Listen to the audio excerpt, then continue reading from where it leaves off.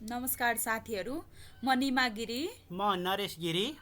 लोकसेवा आयोगले लिने शाखा अधिकृत तहको शासन प्रणाली अन्तर्गत 3.6मा सार्वजनिक नीति, निर्माण प्रक्रिया र विश्लेषणको विषयमा आज हामी छलफल गर्न गइराखेका छौँ। जनताप्रति उत्तरदायी सरकारले सार्वजनिक हितको संरक्षण मार्फत सार्वजनिक उत्तरदायित्व र प्रतिबद्धता पूरा गर्ने सिलसिलामा जारी गरेको घोषणा वा कार्यक्रमलाई सार्वजनिक नीति भनिन्छ।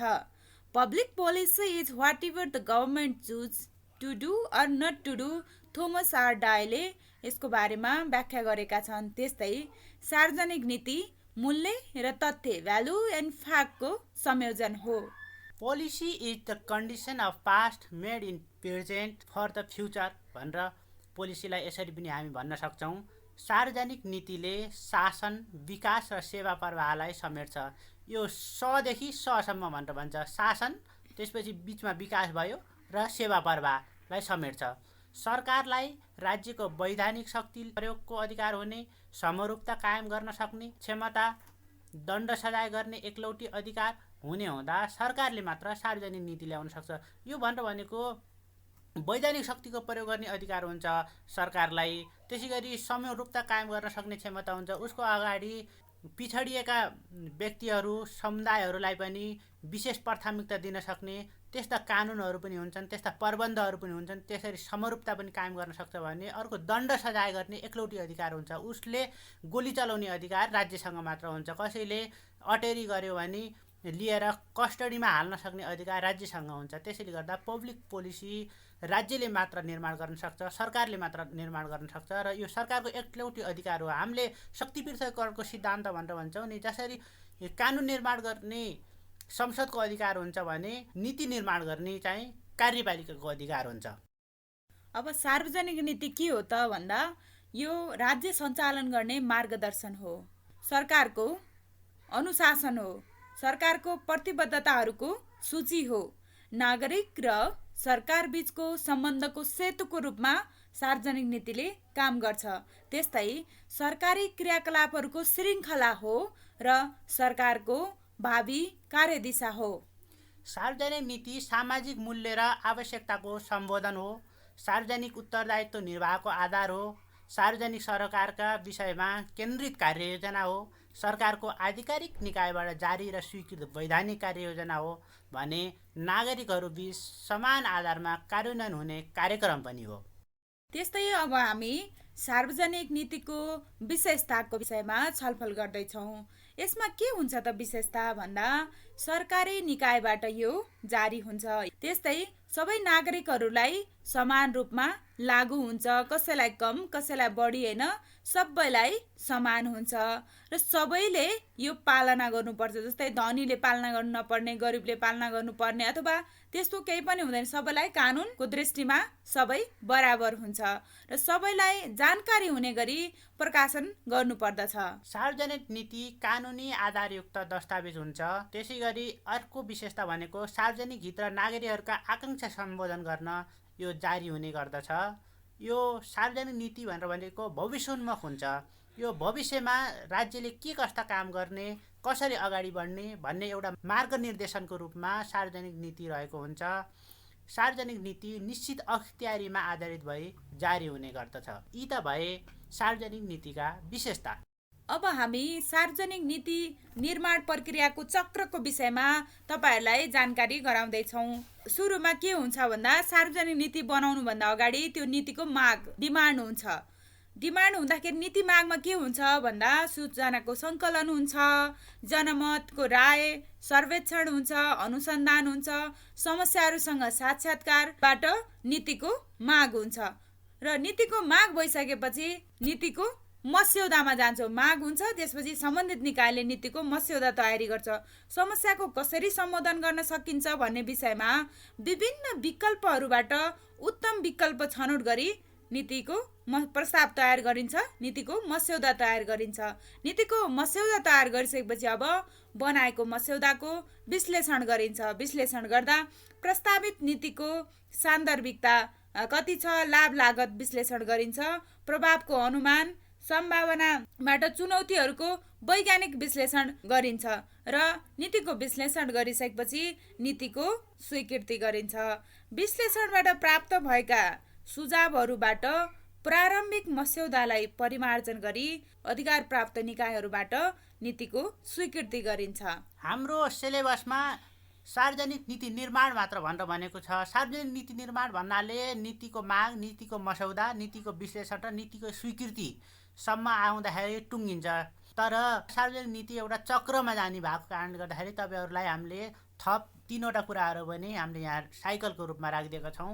त्यो भनेर भनेको अर्को पाटो जब नीति निर्माण हुन्छ त्यो कार्यान्वयनमा जान्छ। नीति कार्यान्वयनमा स्रोत साधनहरूको परिचालन, माग र आपूर्ति बीचको संयोजन जस्ता कुराहरू नीति कार्यान्वयनमा पर्दछन्। त्यसै गरी समन्वय एवं अनुगमन अन्तर्गत नीतिले निर्देश गरे अनुसार काम भएको छ छैन, कुनै डेभिएसन छ भने करेक्टिभ मेजरको प्रयोग गर्नुपर्ने हुन्छ। यी कुराहरू समन्वय र अनुगमनमा आउँछन् भने मूल्याङ्कन एवं पृष्ठपोषण अन्तर्गत नीतिले आफ्नो लक्ष्य उद्देश्य प्राप्त गर्ने सन्दर्भमा कति प्रगति हासिल भयो, समस्या के रहे, आगामी नीति तर्जुमा गर्दा ध्यान दिनुपर्ने कुराहरू के हुन्छन् भन्ने फिडब्याकको रूपमा दिइन्छ र यसरी फिडब्याकपछि फेरि नयाँ नीति निर्माणको चरणमा नीति मागमा हामी जान्छौँ। यसरी यो साइकलको रूपमा अगाडि बढिरहेको हुन्छ। अब हामी सार्वजनिक नीतिका स्रोतहरूको विषयमा छलफल गर्न गइराखेका छौँ, जस अन्तर्गत संवैधानिक व्यवस्था। संवैधानिक व्यवस्था अन्तर्गत जसरी संविधान मूल कानुन हो, नीतिको सन्दर्भमा पनि संविधान मूल नीति हो। निर्देशक सिद्धान्त संविधानको भाग 4 मा व्यवस्था गरेको छ। त्यस्तै कानुनी व्यवस्था तथा अदालतका आदेशहरू, अदालतले गर्ने आदेशहरू र कानुनी व्यवस्था पनि हाम्रो सार्वजनिक नीतिका स्रोतहरू हुन्। त्यस्तै राजनीतिक दलको चुनावी घोषणापत्र, राजनीतिक दलहरूले आफूले चुनाव जितिसकेपछि यो काम गर्छौँ भनेर घोषणापत्र बनाउनुहुन्छ, त्यो पनि सार्वजनिक नीतिका स्रोतहरू हुन्। त्यस्तै सत्तारूढ दलको रणनैतिक लक्ष्य र दर्शन पनि सार्वजनिक नीतिका स्रोतहरू हुन्। सार्वजनिक नीतिको स्रोत अन्तर्गत नै अन्तर्राष्ट्रिय महासन्धि, सन्धि र राज्यले गरेका प्रतिबद्धताहरू पनि पर्न आउँछन्।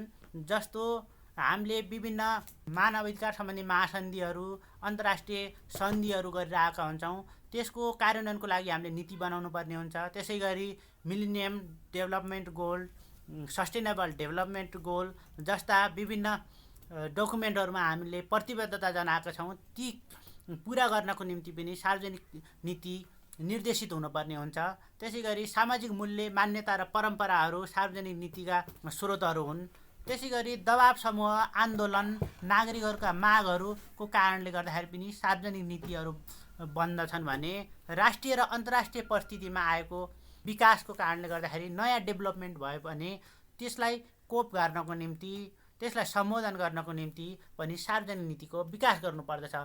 यसरी सार्वजनिक नीतिका स्रोतहरू मुख्यतः यी नै रहेका छन्। अब हामी सार्वजनिक नीति निर्माणका दृष्टिकोण र सिद्धान्तहरूको विषयमा छलफल गर्न गइरहेका छौँ, जसमा प्रक्रियागत दृष्टिकोणको विषयमा हामी छलफल गर्छौँ। यसमा छ पहिलो नम्बरमा सार्वजनिक छनौटको सिद्धान्त, पब्लिक चोइस थ्योरी। के हो त यो सार्वजनिक छनौटको सिद्धान्त भन्दा बहुसङ्ख्यक नागरिकहरूको छनौटमा आधारित भई नीति निर्माण हुन्छ, त्यो नै सार्वजनिक छनौटको सिद्धान्त हो। त्यस्तै सम्भ्रान्त वर्गीय सिद्धान्त, इलाइट मास थ्योरी। सम्भ्रान्त वर्गीय सिद्धान्त समाजलाई प्रभावित पार्ने व्यक्ति धनी मात्र होइन, प्रभाव पार्ने जोसुकै पनि हुन सक्छ, जसको इच्छाको आधारमा नीति निर्माण हुन्छ। त्यस्तै समूह सिद्धान्त, ग्रुप थ्योरी, जसमा दबाव समूह, हित समूह, व्यापारी समूहको इन्ट्रेस्टमा नीतिको तय हुन्छ। र प्रणाली सिद्धान्त, सिस्टम थ्योरी। सिस्टम थ्योरी भनेको नीति इनपुट, प्रोसेस, आउटपुट र फिडब्याकको साइकलमा जान्छ भन्ने कुराको व्याख्या गर्छ। त्यस्तै लोकप्रियताको सिद्धान्त, पपुलिस्ट थ्योरी। पपुलिस्ट थ्योरीमा नागरिकहरूलाई खुसी पार्ने नीति लिनु, जस्तै कृषि ऋण मिनाहा, वृद्धाभत्ताको बढोत्तरी जस्ता नीतिहरू हाम्रो लोकप्रियताको सिद्धान्तमा आधारित हुन्छ। त्यस्तै संस्थागत व्यवहारको सिद्धान्त इन्स्टिट्युसनल थ्योरी, जसमा संस्थाको क्रियाशीलतालाई निर्देशनात्मक सिद्धान्तको रूपमा नीति आउने भन्ने व्याख्या हुन्छ। र खेल सिद्धान्त गेम थ्योरी भनेको जसमा दुईवटा पक्ष हुन्छन् र सरकार रेफ्रीको रूपमा रहेको हुन्छ, जस्तो मजदुर र मालिक बीच श्रम नीतिमा कस्तो व्यवस्था राख्ने भन्ने खेल हुन्छ र रेफ्रीको रूपमा रहेको सरकारले जुन पक्षतिर ढल्किन्छ उसैको गोल हुन्छ। त्यसै गरी अर्को छ उत्पादन तथा प्रभावको दृष्टिकोण भनेर भन्छ। यसमा बढोत्तरीको सिद्धान्त र विवेकशीलताको सिद्धान्त भनेर दुईवटा क्याटेगोरी छ। बढोत्तरीको सिद्धान्त भनेर भनेको थप्दै जाने भनेको। यसको पनि तीनवटा सब क्याटेगोरी छ। मार्जिनल इन्क्रिमेन्ट भनेर भन्छ, त्यसमा चाहिँ पछाडि पारिएका मार्जिनलाइज ग्रुपहरूलाई दिँदै जाने गर्ने सिद्धान्त भनेर भनेको त्यो पोलिसी भनेर भनेको मार्जिनल इन्क्रिमेन्ट। त्यसै गरी पार्टिसन म्युचुअल एडजस्टमेन्ट भनेर भन्छ। यसमा चाहिँ बार्गेनिङ हुन्छ, नागरिकले 5 माग्छ भने सरकारले 2 दिन्छु भनेर भन्छ र 3 मा गएर कुरा मिल्छ। अर्को चाहिँ लोजिकल इन्क्रिमेन्ट भनेर भनेको औचित्यको आधारमा बढाउँदै जानुपर्छ कुनै पनि सहुलियतहरू सेवाहरू भनेर भन्ने यो लोजिकल इन्क्रिमेन्ट अन्तर्गत पर्छ। त्यसै गरी विवेकशीलताको सिद्धान्त रेसनलिस्ट थ्योरी भनेर भनेको राइट र रङको आधारमा मात्र दिने हो, जहाँ आवश्यकता छ त्यहाँ दिने, त्यहाँ थप्ने र अनावश्यक ठाउँमा कटौती गर्दै जाने भनेर भनेको चाहिँ यो विवेकशीलताको सिद्धान्तले भन्छ। अर्को क्याटेगोरी छ रणनीतिक दृष्टिकोणको क्याटेगोरी। यसमा चाहिँ 3वटा छ, उद्यमशीलताको सिद्धान्त, अनुकूलताको सिद्धान्त र रणनीतिक योजनागत सिद्धान्त। उद्यमशीलताको सिद्धान्त भनेर भनेको बिजनेस टेक्निक हो, फाइदाका लागि रिस्क लिनुपर्छ भनेर भन्ने त्यो पोलिसी हो। र यसमा पनि 2वटा सब क्याटेगोरी छ, हामीले यहाँ लेखेनौँ। म्याक्सी भनेर भन्छ र मिनी म्याक्सी भनेर भन्छ। म्याक्सी भनेर भनेको कस्तो होला भन्नु त, म्याक्सी भनेको धेरै ठुलो लक्ष्य लिने, यो उद्देश्य के लिनु उडी छिनु चन्द्र एक भने जस्तै यो धेरै ठुलो लक्ष्य लिएपछि धेरै ठुलो एचिभमेन्ट गर्न सकिन्छ भनेर भनेको। त्यसको फेरि रिस्क पनि धेरै हुन्छ। जस्तो बाबुराम भट्टराई प्रधानमन्त्री भएको बेलामा इन्डियामा गएर बिपा सम्झौता गरे, त्यसलाई उनले के भनेको थियो भने मैले राज्यको निम्ति एउटा जुवा खेलेँ भनेर भनेको थिए। त्यो भनेर भनेको के हो भने म्याक्सी थ्योरी हो भनेर भनेपछि। अर्को छ फेरि मिनी म्याक्सी भनेर भनेको यसले चाहिँ रिस्क लिन चाहन्न, सानो लक्ष्य लिने, तर रिस्क नलिने कारणले गर्दाखेरि त्यो सानो लक्ष्य तुरुन्तै भेटाइन्छ र त्योभन्दा धेरै पनि उपलब्धि हासिल हुन्छ। जस्तो हामीले यो खास गरेर राजस्व सङ्कलनमा धेरै ठुलो लक्ष्य राख्दैनौँ, तर 100% भन्दा पनि माथि एचिभमेन्ट गऱ्यौँ भनेर हामीले डाटा दिन्छौँ, त्यो भनेर भनेको चाहिँ मिनी म्याक्सी थ्योरी हो। र अर्को छ अनुकूलताको सिद्धान्त एडप्टिभ थ्योरी भनेर भनेको अप्ठ्यारो अवस्था परिवर्तन गर्न सकिँदैन भने आफै एडजस्ट हुने भनेर भनेको। जस्तो जलवायु समस्यामा अनुकूलताको विधि धेरै आउँछ, हामीले सापा नापा भनेर भन्छौँ, नेसनल एडप्टेसन प्रोग्राम भनेर भन्छौँ नि, त्यो भनेर भनेको चाहिँ अनुकूलताको सिद्धान्त हो। त्यसै गरी रणनीतिक योजनागत सिद्धान्त भनेर भन्छ अन्तिममा स्ट्राटेजिक प्लानिङ थ्योरी। यो भनेर भनेको भिजन मिसन गोल अब्जेक्टिभको तय गर्दा पर्याप्त विश्लेषण र अध्ययन गरी एउटा कम्प्लिट टाइपको नीति निर्माण गर्ने भनेर भनेको रणनीतिक योजनागत सिद्धान्त हो। यसले लङ टर्म भिजन सहित कम्प्लिट ढङ्गको नीतिको कल्पना गर्छ रणनीतिक योजनागत सिद्धान्तले। अब हामी सार्वजनिक नीति विश्लेषणको विषयमा गइराखेका छौँ। सार्वजनिक नीति कार्यान्वयनमा जानु अघि उक्त नीतिको प्रभाव र असरका बारेमा लेखाजोखा गरी उक्त नीति कार्यान्वयनको प्रविधि विकसित गर्ने, सफलताको मापदण्ड विकास गर्ने र नीतिको सर्वस्वीकार्यता बढाउने उपायको खोजी गर्ने कार्य नै सार्वजनिक नीतिको विश्लेषण हो। प्रस्तावित नीतिको सान्दर्भिकता र कार्यान्वयनमा गइसकेको नीतिको प्रभावकारिताको वैज्ञानिक परीक्षण गर्ने काम सार्वजनिक नीति विश्लेषणले गर्दछ। Policy analysis in concerned with the examination and description of the causes and consequence of the public policy भनेर यसरी एन्डरसनले डिफाइन गरेका छन्। र सार्वजनिक नीति विश्लेषणमा मुख्यतः के पर्छन् त भन्नु होला भने लाभ लागत विश्लेषण, आर्थिक सामाजिक राजनीतिक प्रभाव अध्ययन, नीति कार्यान्वयनका सम्भावना र चुनौतीहरू, प्रत्यक्ष र अप्रत्यक्ष प्रभावको मूल्याङ्कन भनेर यी कुराहरू चाहिँ सार्वजनिक नीति विश्लेषणमा पर्दछन्। र हामीले अगाडि छलफल गरिसक्यौँ यो पोलिसी साइकल, त्यसमा पोलिसी कहाँबाट सुरु हुन्छ त भन्दाखेरि पोलिसी डिमान्डबाट सुरु हुन्छ र यो विश्लेषणको पारो चाहिँ हरेक स्टेपमा आउँछ। यसमा तर्जुमामा पनि आउँछ, कार्यान्वयनमा पनि आउँछ, त्यसपछि कार्यान्वयनको प्रभाव के भइरहेछ इभ्यालुएसनमा पनि आउँछ विश्लेषणको कुराहरू।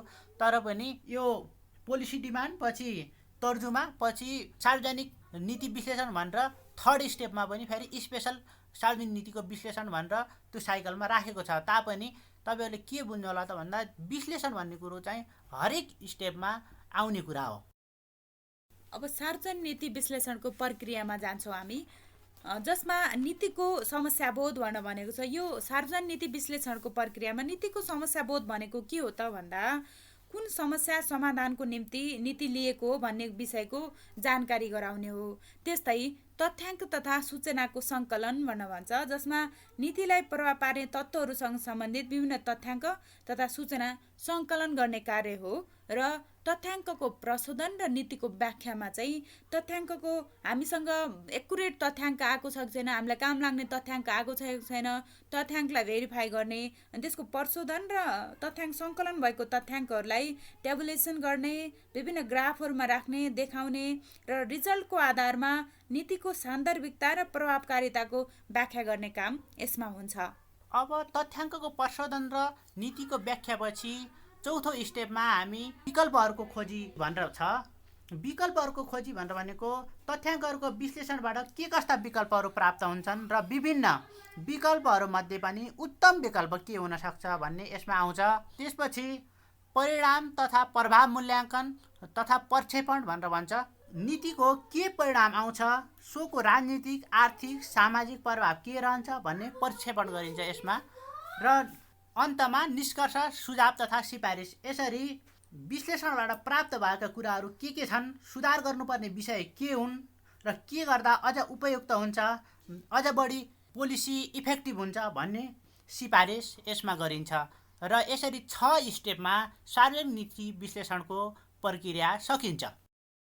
अब हामी सार्वजनिक नीतिको विश्लेषणको समस्या तथा चुनौतीको विषयमा छलफल गर्न गइराखेका छौँ, जसमा बृहत राष्ट्रिय नीतिको अभाव छ हामीसँग र अवधारणात्मक पक्षको कमजोरी छ। इन्ट्रेस्ट ग्रुपको प्रभावमा नीतिहरूको जथाभावी तर्जुमा हुनु र सरकारवालाहरूको नीति निर्माण प्रक्रियामा कमजोर सहभागिता हुनु। जो सम्बन्धित पक्ष हो त्यसलाई चाहिँ थाहा नै हुँदैन नीति बनेको, नीतिमा करप्सन भन्छ नि, त्यस्तो चाहिँ एकदमै बढेको छ। र अन्य समस्याहरूमा नीति तर्जुमा गर्दा स्ट्यान्डर्ड अपरेटिङ प्रोसिजर प्रयोग नहुनु, नवीनता र सहनशीलतालाई प्रोत्साहित नगरिनु, तथ्यपरक भन्दा मूल्यपरक नीति प्रक्रियाले प्रोत्साहन पाउनु, विज्ञहरूको सहभागिता औपचारिकतामा मात्र सीमित हुनु, कार्यान्वयन संयन्त्रको निर्माण बिना नै नीति ल्याइनु जस्ता समस्याहरू रहेका छन्। निष्कर्ष, सार्वजनिक नीति भनेको सरकारले आफूलाई प्राप्त भएको जनादेशलाई व्यवहारमा रूपान्तरण गर्ने, सञ्चालन गर्ने क्रियाकलापहरूको मार्गदर्शन हो। यो राज्यको हिजोको शिक्षा, आजको इच्छा र भोलिको प्रतीक्षाको प्रतिबिम्बन हो। राम्रो नीतिको तर्जुमा र असल नीतिको विकास मुलुकको प्रमुख आवश्यकता हो। त्यसैले तथ्यमा आधारित, सहभागितामूलक र राष्ट्रहितलाई केन्द्रबिन्दुमा राखी सार्वजनिक नीति तर्जुमा हुनुका साथै सोको वैज्ञानिक विश्लेषण र इमान्दार कार्यान्वयन हुनु जरुरी छ। अन्तमा तपाईँका सल्लाह सुझावहरू के छन् कमेन्टमा लेख्नुहोला। तपाईँहरूले लेखेका कमेन्टहरू हामीले हेरिरहेका छौँ। धेरै साथीहरूले छिटो छिटो ल्याउन पर्यो भनेर पनि भनिराख्नु भएको छ। लकडाउनमा पर्यो नि त साथीहरू। ती कुराहरूलाई मध्यनजर गर्दै हामी छिटै अर्को भिडियोमा भेट्ने बाचा गर्दै आजलाई बिदा हुन्छौँ। नमस्ते।